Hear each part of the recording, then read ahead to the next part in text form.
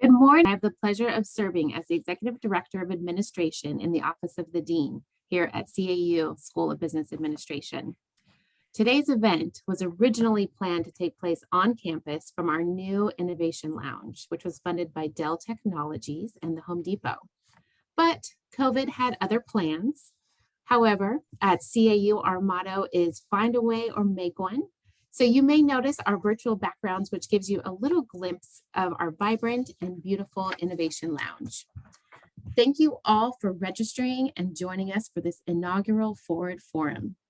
The Forward Forum is a series of panel discussions presented by the CAU School of Business Administration. Each forum is hosted by a different department or program within the School of Business and features a wide range of diverse innovators who are changing the face and future of their respective industries. Our hosts for today's forum are the Decision Sciences Department and its Supply Chain Management Program in the CAU School of Business Administration. Today's topic is Going the Extra Mile for Good, Innovation in Nonprofit and Humanitarian Supply Chain Management. Let's get started with greetings from Professor Renee McCoy, a representative from the CAU Decision Sciences Department, followed by a brief welcome from Jenna Alford from the Home Depot. Ms. Alford and the Home Depot were instrumental in helping us bring today's Forward Forum to you all. Professor McCoy. Good morning. Clark Atlanta University School of Business Administration is celebrating 75 wonderful years. For more than 7 decades, Clark Atlanta University School of Business has changed the face and future of business by transforming generations of diverse learners into dynamic leaders. Join us as we honor the school's past, elevate its present, and envision its future in an exciting anniversary year of reflecting forward. Hello, I am Professor Renee McCoy, and welcome to the Forward Forum, Going the Extra Mile for Good. I would like to welcome the panelists, students, and guests. Hi, everyone. My name is Jenna Alford. I am the Senior Manager of Community Engagement for the Home Depot's Diversity, Equity, and Inclusion team. As Camilla mentioned, we helped really redo this innovation and really make the room on Clark Atlanta's campus a innovation space in conjunction with Dell. One of our key commitments here at the Home Depot is centered around HBCUs, as well as making sure we bring leaders into the classroom and making sure that's a focus for us. So we hope you enjoy the forum today, and thanks again so much for joining us. Thank you, Professor McCoy and Ms. Alford. We have an exciting panel for you today, but before I pass the mic to, I just want to remind our audience to feel free to submit questions throughout the course of this webinar. You know, if you feel like you have a question, please put it in the Q&A section of the Zoom feature. We will have dedicated time towards the end of the session to engage and to answer questions. At this time, we will hear from Dr. Paul Brown, who is the chair of the Decision Sciences Department, who will share a few words about supply chain management. Following him, Ms. Brianna Patterson, a graduating senior majoring in decision sciences, will kick off today's discussion by introducing our moderator and panelists.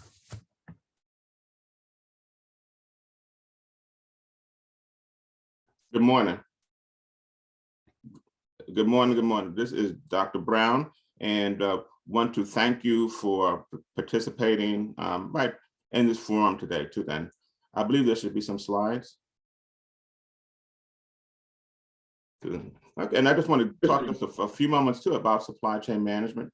And so if you look here on the left side too, then it talks about the demand for supply chain management professionals has been growing right over the last number of years, because what it does, it improves efficiency, lowers cost, and increases profitability. So people have been hearing about supply chain lately. If you go to grocery stores and you see outages and things not in the stores and things of that nature.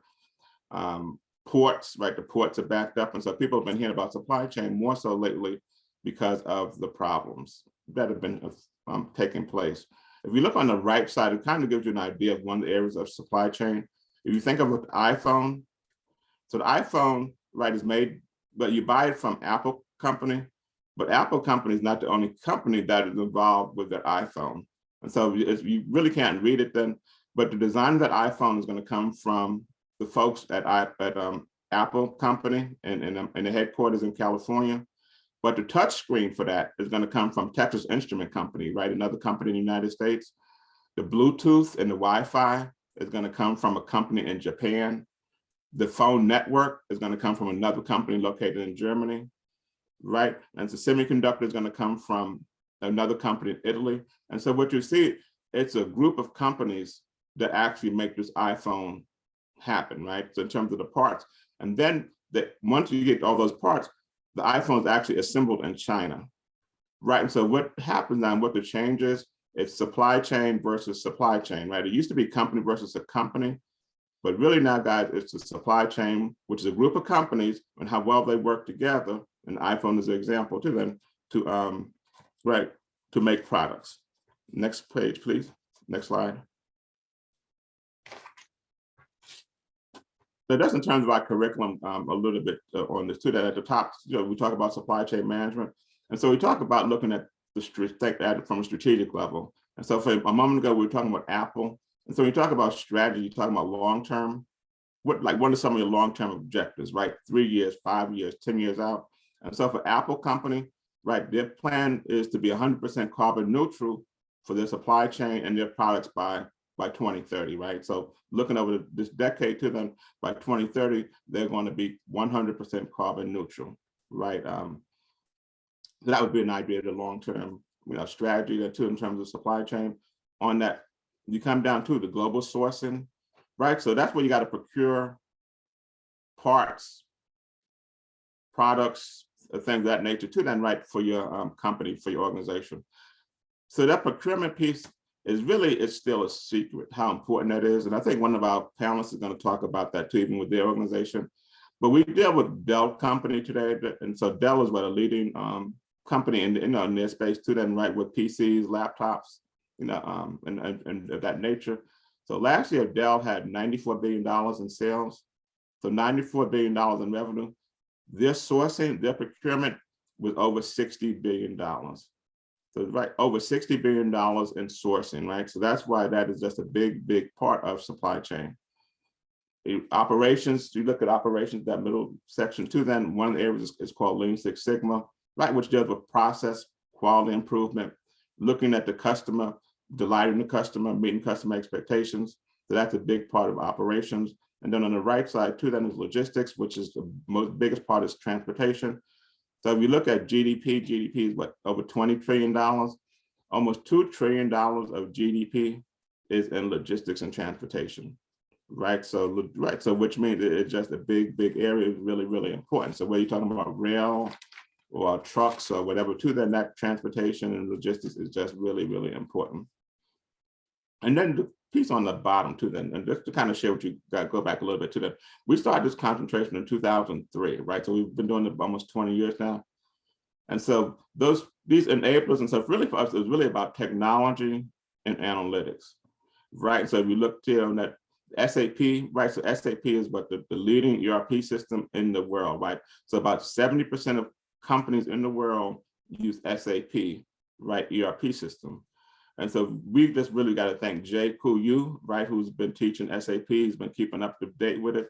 And so Jay, we really appreciate that to them because you've helped a lot of young people learn SAP, right? So really just our hats off to you in learning that, right? So that's in terms of technology, project management skills too, right, is a big piece of what we want the students to get out of the program.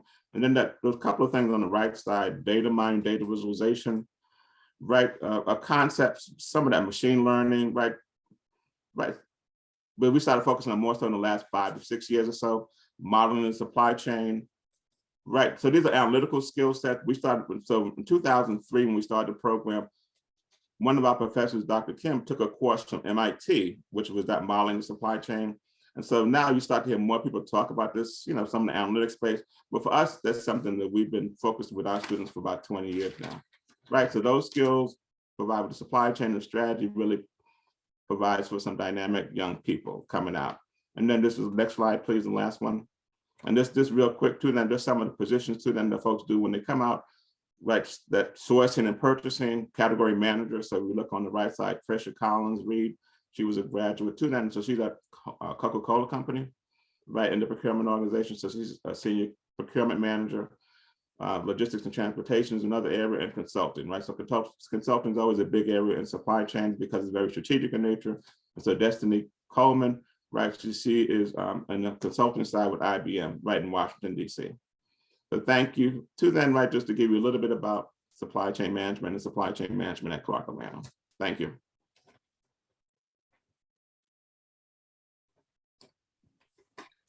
Good morning. My name is Brianna Patterson, a decision science major in the CAU School of Business and a proud graduating CAU Panther.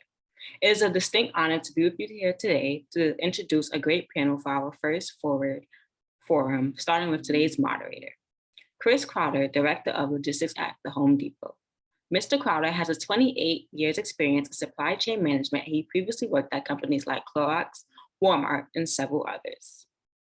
Our next panelist is Nicole. I'm sorry.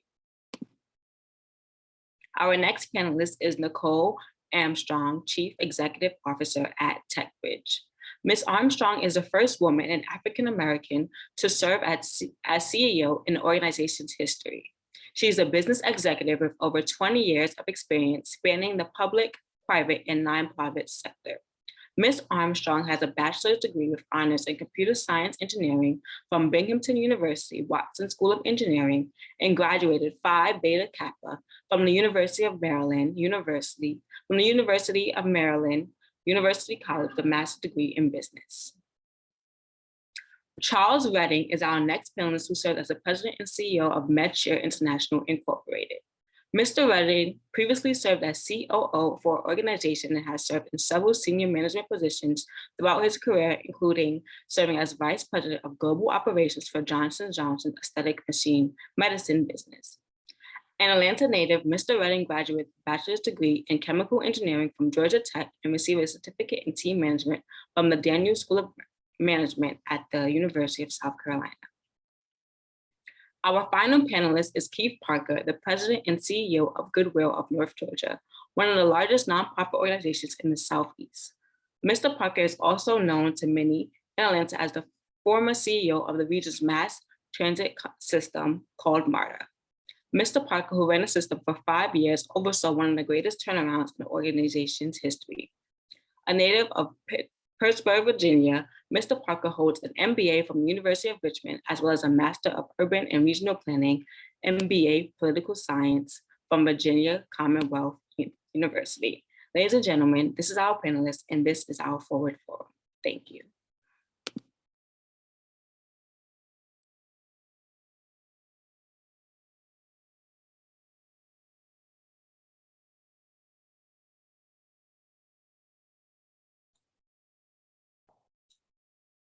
All right, I think I am up.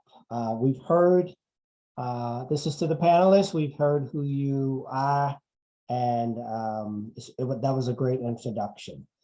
A little bit more about your organizations. Let's start with you, Nicole. What can you tell us about your organization? Give us a sense of the size and scope.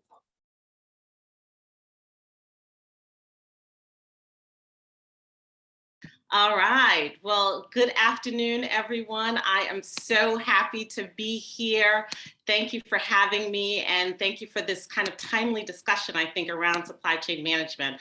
I am going to talk a little bit about the organization Techbridge. Techbridge is a 22-year nonprofit. We have a mission of breaking the cycle of generational poverty through the innovative use of technology, and we do that by focusing on 4 key pillars, which we believe are tightly coupled to poverty, and that's hunger relief, homelessness, social justice, and workforce development. I do want to say that there are a couple of things that make Techbridge really, really special.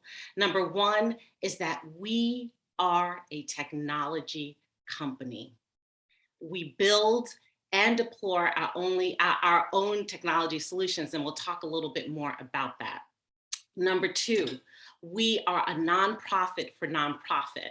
And what that means is that our customers are nonprofits, and we believe that by the use of technology, if we're able to arm our nonprofits with as much technology, particularly in the areas that I talked about from a poverty alleviation standpoint, that we will be able to change the world.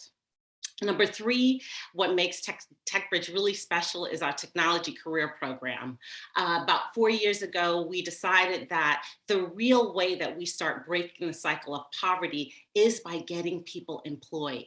So we started this program, not surprisingly, in partnership with Goodwill, my partner, Keith Parker. And what we said was, what would happen if we were able to touch low income and marginalized communities and provide them with coveted tech certifications? And what would happen if we provided them with social workers and career development, and then we actually place them in jobs? And we'll talk a little bit more about what has happened and the transformation that we've seen in the lives of the communities that we serve. Techbridge has about 70 employees, a combination of full-time and consultants. And this year, last fiscal year, we hit 6.7 million in revenues, which is the highest amount of revenues we've had in the company's history. So really happy to be here and talk more about Techbridge and the supply chain management issues. Thanks. Thank you so much for that, Nicole. Really appreciate it. Charles, what about you? Give us an idea of the size and scope of your organization. Yeah, thank you so much, Chris. And thank you everyone for having me here. I'm really excited and looking forward to learning more from my colleagues. So Medshare, hopefully you've heard of Medshare because we're headquartered here in the Atlanta area, excuse me, out in Decatur, but we've been around since 1998. And basically we consider ourselves as a global humanitarian aid nonprofit. And basically our mission is to improve the quality of life of people and the planet. So if you think about it, a lot of our work involves collecting things, surplus items that typically would end up in landfills in many cases, and repurposing those items, medical supplies, equipment, to really save lives.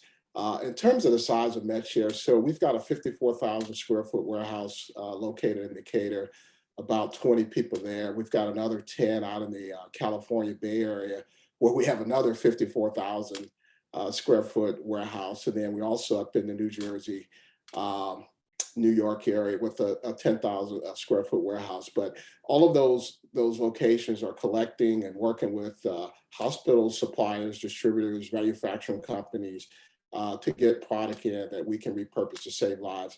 And lastly, we use upwards of about 20,000 volunteers a year to execute our mission. Thank you for that, Charles. Keith, can you give us a perspective on Goodwill? Yes, and first I'd like to say I'm just so thrilled to be here. And don't adjust your monitors. I really am this handsome, so don't adjust any of that. It's real. But I am thrilled to be here, particularly with these really august panelists. But Goodwill, I always ask this question: how many people have either in the audience have either shopped at or donated to a Goodwill? And we almost get 100% of everybody. So everybody's heard of Goodwill, donated to, or shopped at one of our stores. Goodwill of North Georgia is backed by the number of employees who work with on our teams, is the largest nonprofit in the state of Georgia. We have over 3,500 teammates. We have over 68 stores and another 50 facilities, which makes it 90% of North Georgia's population is within a 10-minute drive of a Goodwill store. So when I ask people, so what do you think we do with those profits? When you go to our stores or you donate to us, what happens to those profits? Well, what we do is the monies that we generate from you shopping or you donating, we take those dollars and put it into workforce development. We're now the largest workforce development organization really in the state of Georgia serving as a nonprofit. Over the last 5 years, we've helped over 100,000 people in North Georgia find jobs. And we particularly have found our niche in helping people who have barriers to employment, people with disabilities, people coming out of the criminal justice system, people who may not have worked before they're 35 years old. And as Nicole mentioned, folks who may have another particular thing where they may already be working, but they're facing some type of barrier so that we can help them overcome that and get to a better job. We have found a particular niche in helping African Americans. We are now the #1 nonprofit in the entire country and helping to place African Americans into positions. Our approach is what we call ABC: a job, better job, and a career. And so no matter where you stand in life right now, if you want to get onto that career path, come into a Goodwill Career Center for a judgment-free opportunity to live out your dreams. Thank you, Keith. Charles, this is a two-parter for you. What is a nonprofit humanitarian supply chain, and how does that humanitarian supply chain differ from commercial supply chains? Yeah, thank you, Chris. I mean, and you're right, supply chain has been all over the media. And I can tell you when it relates to humanitarian initiatives, it's very similar. There's not much different at all. I would say the primary difference is that our work, you usually hear about us when there's a disaster and we're trying to organize, collect, and send items to disaster victims, but also our ongoing work where we're doing a lot of what we call international development work, health system strengthening, where we work with marginalized communities, trying to address health equity by providing access to quality health care. So, and most of our recipients on the humanitarian aid side, we require that they import it duty-free. And that's really the key differential, because there's no taxing on our items as they're imported into these countries, which is very critical. Unlike in a commercial industry, there's taxes generated. That's a primary source for revenue for a lot of different companies. So we work quite heavily with ministries of finance, ministries of health, and making sure that these critical items can get in the hands of people that can save lives for humanitarian aid purposes. Thank you, Charles. Nicole, this one is for you. What role does supply chain and logistics play in your organization?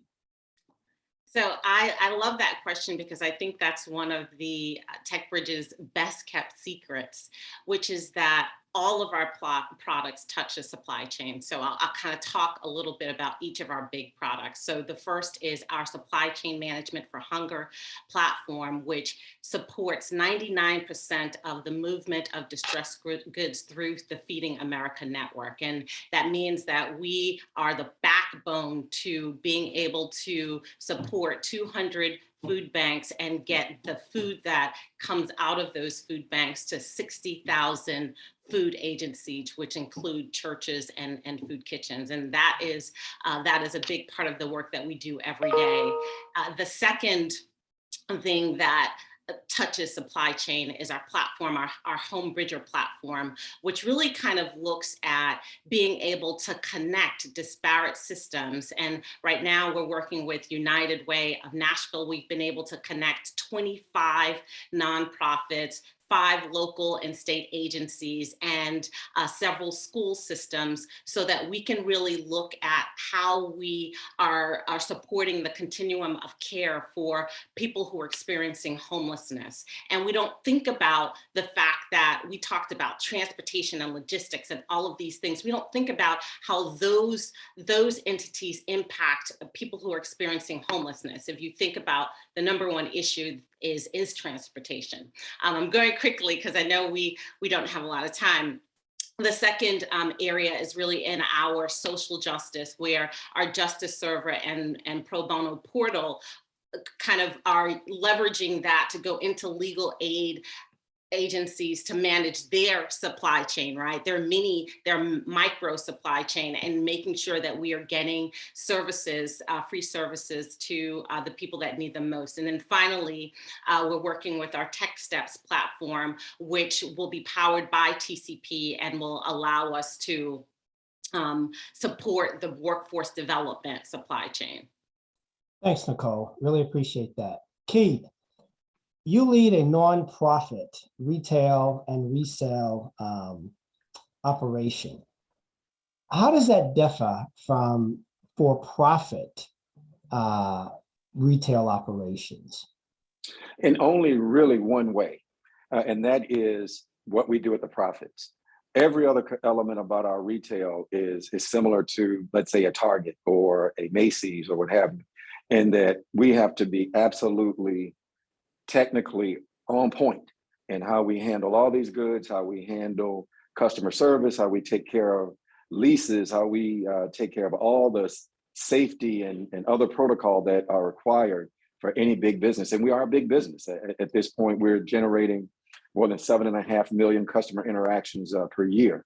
But what we do with the profits is what's different. And that's where we go into collaborative opportunities with school systems, with great groups like Techbridge, with organizations like yours. We actually provide literally hundreds and sometimes even thousands of employees to great organizations like the Home Depot, to Amazon, to Coca-Cola, all these different places. Or you will send some of your employees to us to refine their skill set.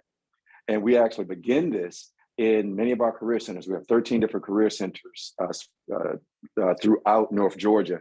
And you can walk into any one of those and get everything from just having your resume reviewed to a full scale 16 weeks of training where we pay you during that training period so that when you come out, you're ready to become a condo manager or a whole host of other things in hospitality and transportation and education, a whole host of different areas.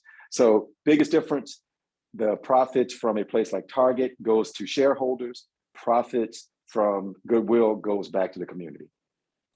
Thank you, Keith. This is an impressive group, you panelists. Can we talk about your career path and what prepared you for your current role? Let's start with you, Keith.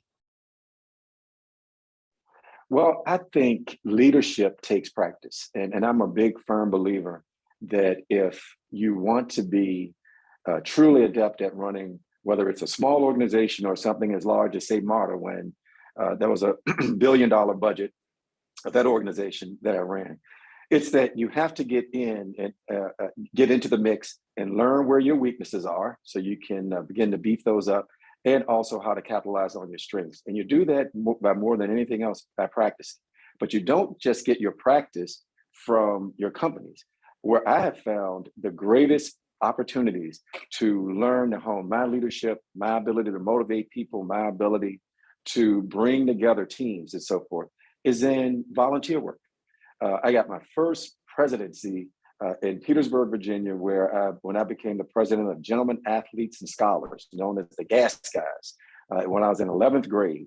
And from that time to this day, I have always had at least one thing that I'm the president or chairman or executive director of outside of work. Because if you can motivate and really move people to do things in a meaningful way, take your organization to the next level without the ability to compensate them, to fire them, then really running a company like Goodwill, running a company like MARTA, even running a company like the Home Depot becomes easier because you've learned to do it without that compensation or fear or the authority to hire and fire. Oh, that's impressive. Thank you for that. Charles, what about you? What prepared you for your current role? You know, I think it's just a combination of life experiences. You know, I certainly didn't graduate in chemical engineering from Georgia Tech and say, I want to go run a nonprofit. You know, I spent the bulk of my career working for, you know, Johnson & Johnson, one of the top healthcare companies in the world.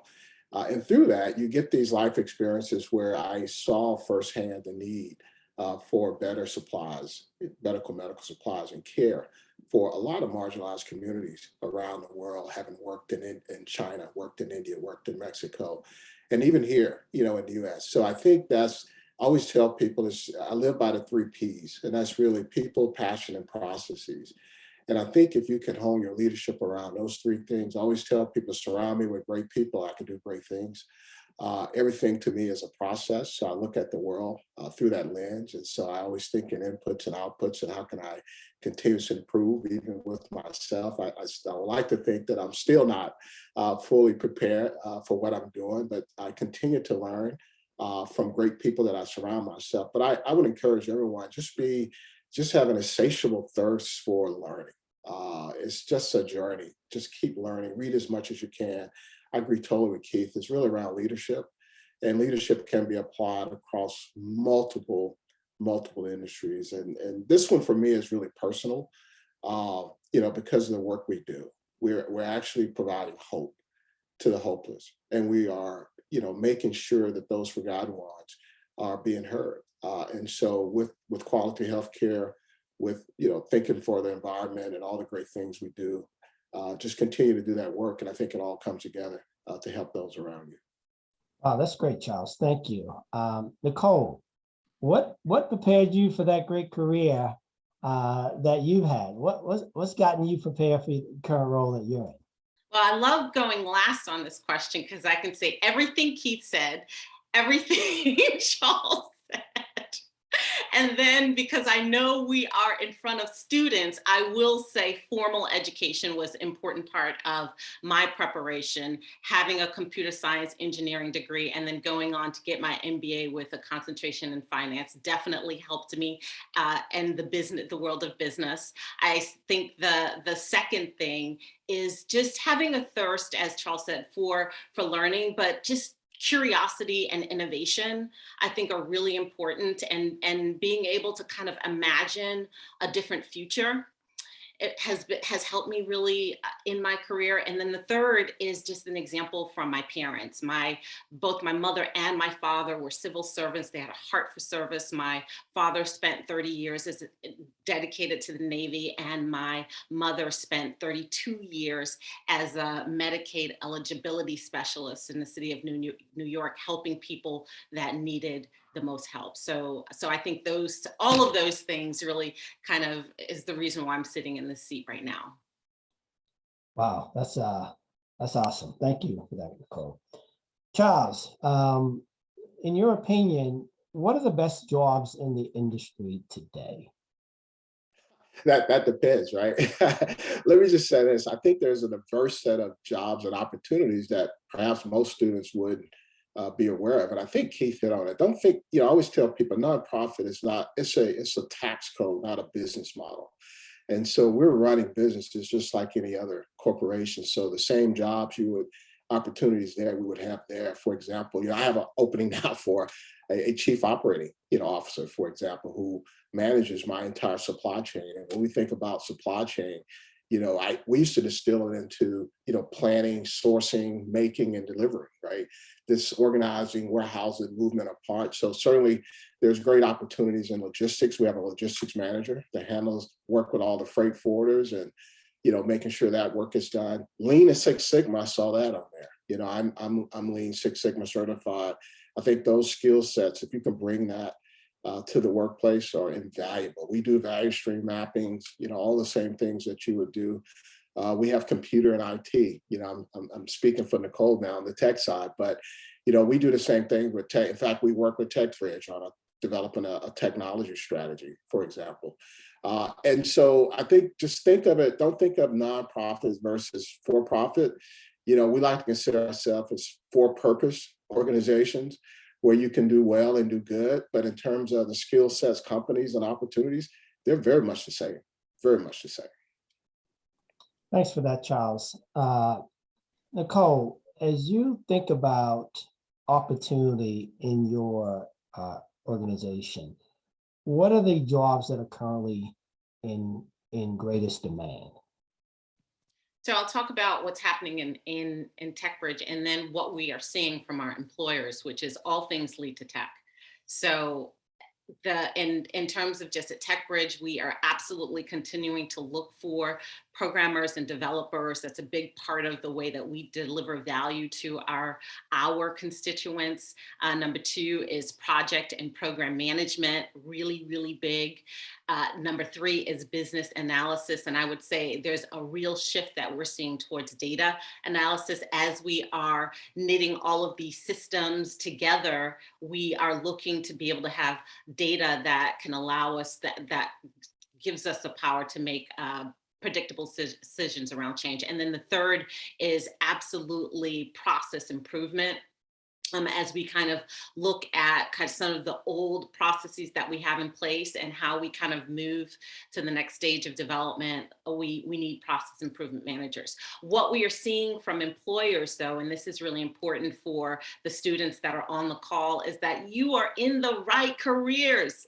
Absolutely. Cybersecurity is huge. I know we have folks from the school of cyber and physical services, social work, and how we are able to kind of transform that into nonprofit, really important. And then of course, the School of Business and being able to find those analytical skills, those logistic skills. Those are all of the things that we're hearing from employers as we are taking our students and putting them and placing them into the job market.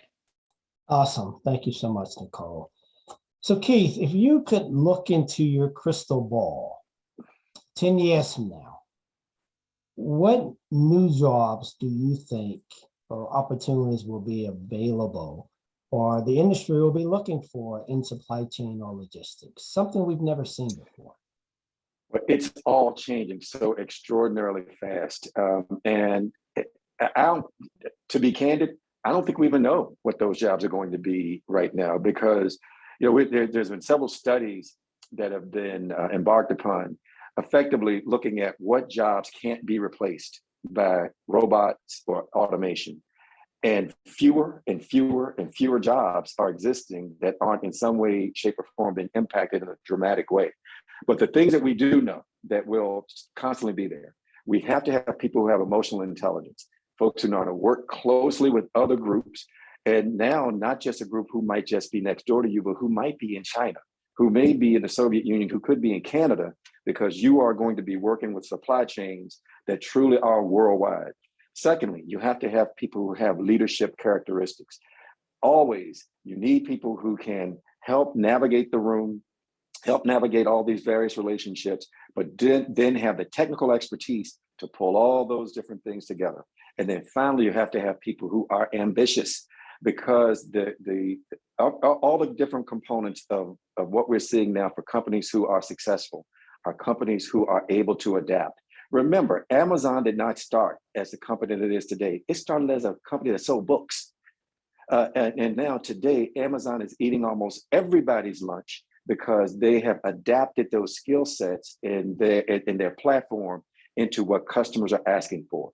And so that's what I think the key elements of what's going to create the successful person out there are the ability to do those three things that I just mentioned. So for all of you, there has never been a better time to come out of college, never, because there are jobs in virtually every single area. It's just a matter of you finding what your passion is and becoming a superstar at it. Wow, what great advice. I agree wholeheartedly. Start with the characteristics, and then those characteristics can flow into pretty much any position available. Chris, before we leave this topic, there was a question in the chat that I thought might be interesting to see if our panelists had any perspective on. So so this is open for anybody. What is your perspective of the Great Resignation? Has it affected your company? And what is your company doing to retain employment? Yes, yes, and yes. Yeah, the competition for talent has always been, really fierce. And I think particularly for nonprofits, because a lot of times, people think of nonprofits differently than they would other for-profit jobs, because they feel like they can't make as much money and they can't, and I have to leave the corporate world to go to nonprofits to, make a difference. Now, these corporations get it. You can really see that you can do well and do good at the same time. They all have CSRs. They all have their environmental governance and equity statements that they are all abiding to. But in terms of that, I think, organizations like ours, we have to continue to be flexible. I don't think we can be rigid and continue to resist, whether it be work from home. We're seeing a lot of that remote work.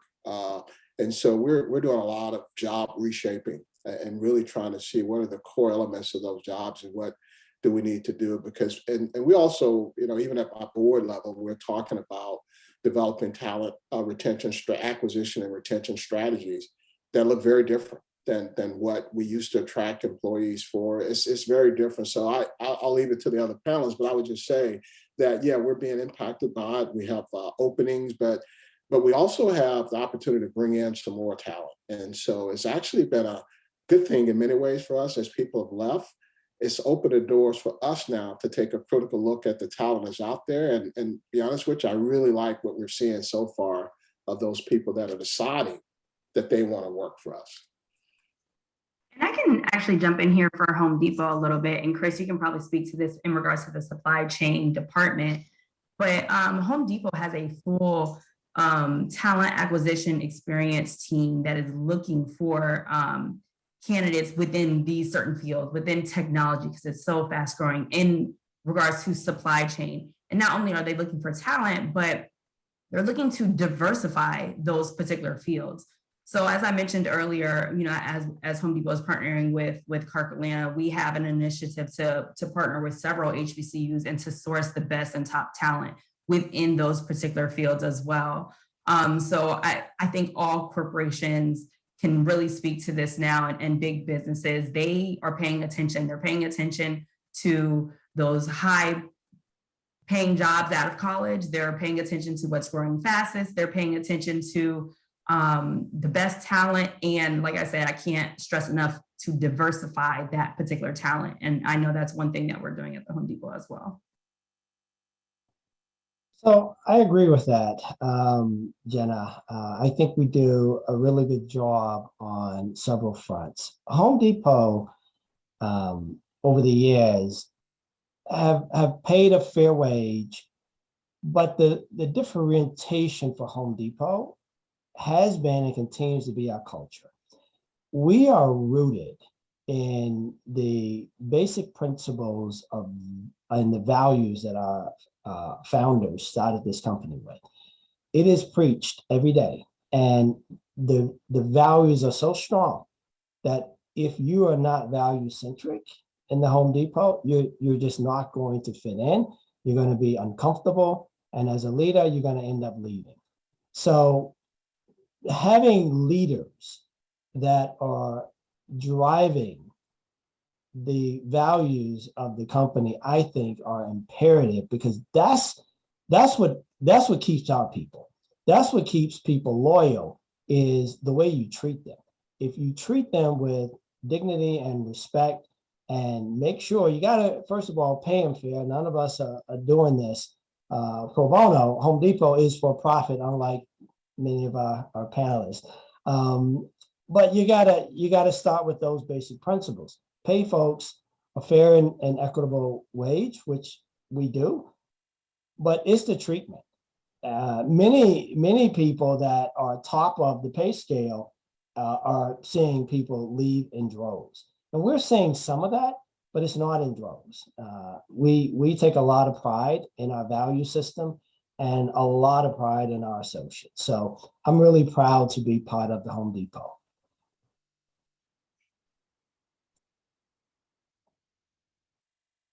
Nicole, you can go ahead if you're ready. Sure, just really quickly, just to kind of, I do have a prediction. I do believe that, and I say this with great respect, as America continues to grow a conscience, I do believe that the job market is resilient. We are seeing some leakage, but I'm ever encouraged. And I do believe that the prediction is that employees are going to be looking for mission-focused organizations. Like, it's not enough to go to a job and help them make more millions, and that more and more nonprofits, which do pay very well, Chris Crowder, are going to be a place where people want to land, because it's not just that you can earn a living, but you can also do so while making a real difference in the world. And so even if you're a for-profit, you need to start thinking about what is that mission and how you are delivering to the greater good of humanity. Nicole, I think you're spot on with that. A bunch of corporations have foundations. They're putting money into the communities that they're in, that they serve. And we are seeing more and more associates turn to the company and say, hey, what are you doing for not only my community, but the communities that you're in? And I think you see that everywhere. You especially see that at Home Depot. We have a full foundation that works across the US to further their initiatives. Our DE&I team has more than doubled in size over the past year. So I think you're spot on your prediction. Charles, do you have a perspective on this, or would you like to move on to the next questions? Yeah, I think I weighed in, so we can move on. All right. So let's talk about social media. What role do you guys believe social media plays in the supply chain and logistics management? And let's start with you, Charles. How are you using it as it relates to your company?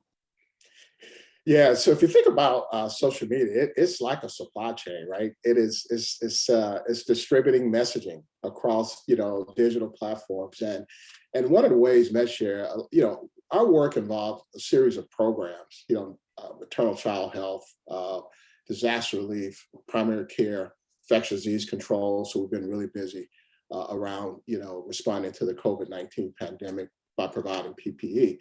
And so social media is one of the key instruments used to get the word out, to really share those stories, to really highlight the needs of the recipients that we serve.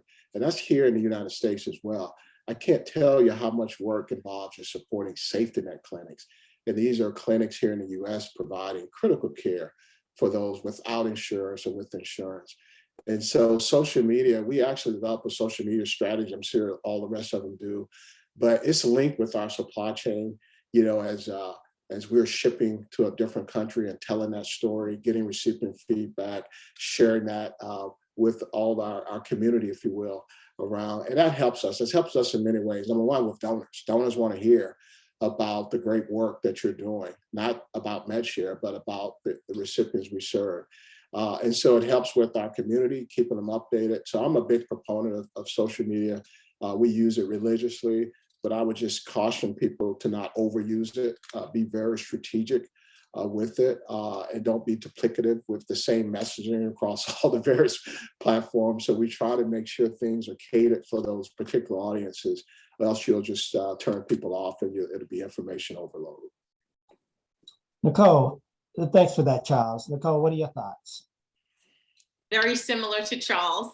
And I would say that I love social media because it does allow us to humanize the problems that we're seeing. And I think that's really important. And that's how we use the vehicle to tell the stories of the communities that we are serving. And I also believe that social media is really important because it allows us to communicate without walls, right? So an example is that as Techbridge starts to expand nationally, we don't have to create another office in LA to share the great work that we're doing. We can leverage social media and our followings to build up the presence, if you will, in those areas and be able to kind of leverage that as a springboard to the services that we want to provide. So I'm a huge proponent of social media.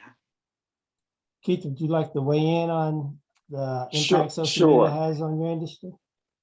Yes, and for the most part, it's been extremely positive for us because it allows us to tell stories about what we're doing, how we do it. It gives us direct, as Nicole mentioned, direct interaction with potential customers and donors and so forth. But what it really allows us to do is amplify some of the messaging though. So for example, one of our stories that really caught legs and went nationwide was a young man who was an 18-year-old brand new father, unemployed, and happened to just be walking in front of our Goodwill centers. And he walked inside and got a job as a part-time janitor. Fast forward 10 years after we've helped him get a degree from a couple of schools, and now he's in graduate school at Georgia Tech. And he is around a six-figure income person who has completely transformed his life and used Goodwill as his platform for making that transformation. So those types of stories, you can have direct access to customers, but it cuts both ways, because when you do something that people don't like, those things can be amplified just as well. So for example, on that, we became the second retailer in the entire state of Georgia to require people to wear a mask when they came into our stores. We got everything except death threats when we did this. But lots of folks said they would never, ever shop at a Goodwill again, would never donate to Goodwill because this is not third world communism. This isn't all that stuff. In the end, we felt we were right and became vindicated and validated everything by so many others who joined in. But social media was one of those ways that those naysayers and folks who were trying to sort of bury us use the social media platforms to sort of get their message out as well.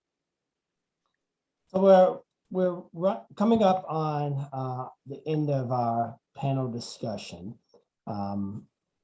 Before we turn it back over to Camilla, I'd like to thank all of you panelists, your esteemed panelists, for your participation today. Phenomenal, well thought out answers that you gave for these Clark University students. So thank you very much. And with that, Camilla, it's back to you. Thank you so much. We did have quite a few questions in the Q&A, but we're not going to get to all of them. I narrowed it down to 2. So we know that the panelists have computer science and business backgrounds. We do have some social work students on the call. So can you just share, how someone with a social work background would fit into your business? I'll start if you don't mind. I would just say, so first of all, I kind of talked about the fact that with our technology career program, life still happens, right? We've got students who are still experiencing homelessness, hunger, social injustices. And so the first area where we spend a lot of time is partnering with organizations so that we're providing those social services so that they can make it through the program. But the biggest example that I have is really my my chief community impact officer is a social worker, and she is excellent in her job because she has the ability to work and understand the plight of other nonprofits and be able to take a step back, use that curiosity and innovation to determine the different types of solutions that we can bring forth to other nonprofits. So I want that student to understand that you can take those skills and apply it in a tech company like Techbridge or in a Fortune 500 company. You just have to have the imagination to think about how you leverage those anchor skills in a way that is that may not be the normal course that you would take. Awesome, thank you. And well, if I can add, yes, go I'll ahead. just say my organization is a great example of where we behave much in many fashions like a for-profit company on the retail side. But again, once we get those profits in, we use them for, in many respects, our social work. So we have literally dozens and dozens of career counselors, people with social work backgrounds who come in and help our different participants chart out a path. And we have folks who come who come to us who are some 100% ready to work and just need a little bit of a nudge, a little bit of help here or there. And other people who come in drug addicted, homeless, with every type of pathology you can think of. And we can provide those wraparound services for those groups as well. And people with social work backgrounds are pretty adept at helping those clients, particularly those ones who have, again, those multiple barriers to employment. So definitely come to Goodwill. We're hiring. We need you. Awesome, thank you so much. Okay, and the final question. What can organizations, specifically CAU, do to work with your organization? Yeah, I'll start off. I did mention we use 20,000 volunteers a year, right? So I think what a great opportunity to come in and learn about our organizations, to volunteer your time. So look us up on the webpage, come by and volunteer. But also, I think you can look firsthand at some of the jobs and opportunities, be a sponge, talk to some of the people that are employed there. We're always, that's why I said this Great Resign is an opportunity for you. Because what that means for us, that we have openings, and we really do. We have a number of openings now. We're always looking for great talent. And this period is such critical time for us, because what I'm seeing is the people that are coming to us now, they have decided that this is where they want to be and this is the company they want to work for. And so that just increases the likelihood if you stay with us a long time. So get involved, continue to read, search our websites, visit, just go around and look at some of the work we're doing, maybe talk to some of the people that we're helping in the community. But I would just make sure this is what you want to do. It really is, you must be passionate about this work. This is not, work, you just want to go through if you think you just want to make money, because that won't sustain you. What you're going to find is you're going to be surrounded by a lot of people that share a passion for a mission. And that's a magnificent thing, because that's when times get really hard. You really lean heavily on that mission, and you realize the work we're doing is not about us. It's really about the people we serve. So if that's who you are, then by all means, we'd love to have you as part of our teams. Wonderful. Thank you so much to all of our panelists and to our moderator. This has been such a fascinating discussion. And thank you to everyone who submitted questions. So now we're going to turn the time to our wonderful Dean Sylvanus Udoka, who will close out today's forum with just a few brief remarks. Thank you so much, Camilla, and thank you to the panelists. I want to take these final moments to thank Dr. Brown, the chair and the Decision Sciences Department, along with the Home Depot, for helping to make our first Forward Forum a true success. I especially wanted to thank our moderator, Chris, for an excellent job of moderating this panel, and to our panelists for a job well done. And folks, for just the information is so packed in this session. Let me just point out a few. I think Keith reminded us that leadership takes practice. He encouraged us to go out and volunteer, because if you volunteer, you continue to practice your leadership without compensation, without fear of being fired. Charles reminded us we should vie for that insatiable thirst for learning. He confirmed also that it's all about leadership, because what? Leadership applies across all walks of life. And Nicole reminded us curiosity and imagination is essential to make it in this business. Preparation through formal education. Example from your mentors, in our case, our parents. For the future of work, we touched on things like emotional intelligence. Find those leadership characteristics. Be ambitious and entrepreneurial. There's so much packed into this session, and I'm so thankful to the panelists and the moderator for doing such an outstanding job with this. All year, the School of Business Administration has been celebrating the 75th anniversary with events like this Forward Forum series. Traditionally, we would end each event by pinning our special guests with our commemorative 75th anniversary lapel pin. I have one on. And Nicole, do you have one to show? No. Okay, that's fine. I have one. It just so happens that I have one. I mean, you had the slide show, but it looks like this.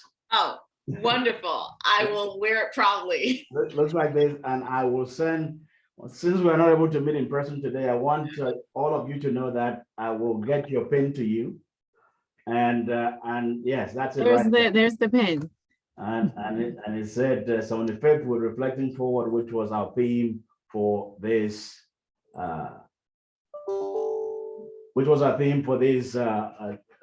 75th anniversary. I want to thank you for being here, all of you, the panelists, our students, our guests. Thank to all of you who joined online today.